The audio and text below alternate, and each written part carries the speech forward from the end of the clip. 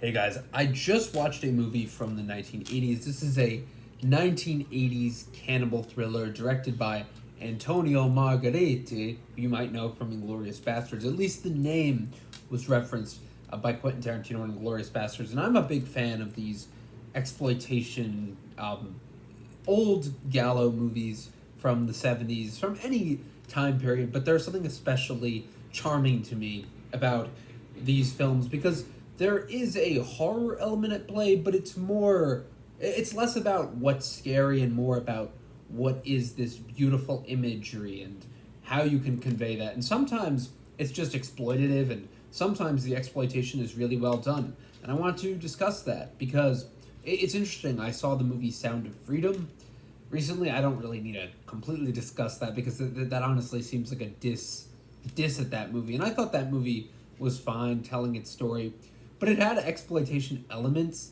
And I think anytime you say exploitation, you kind of really you feel like you're taking something that is that is taboo almost, and you're treating it with shock treatment value, or you're trying to make it very uncomfortable and almost trying to get a reaction out of that.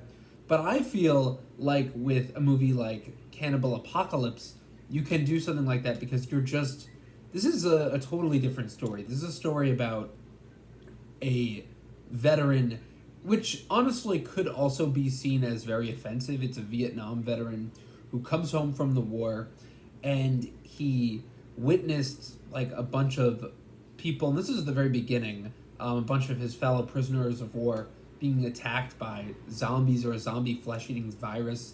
And it's almost, I don't want to say it's like metaphorical because it really isn't, but it just has this really strange plot where a bunch of soldiers are being infected by a zombie virus. And I think it's not much deeper than that, Like, I've seen people say even that, like, they try to make connections, but I'm like, this is just a shock film from the 1960s.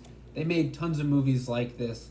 I mean, it was from the 80s, sorry, but in the late 70s and 80s, they made tons of these really grimy post-war movies. And as opposed to being something more clean from the 60s, this is, after the Hays Code. This is when you're allowed to make things very, brutal. And you can kind of just, especially in Italian movies altogether, they always were making things very, just like pushing the envelope.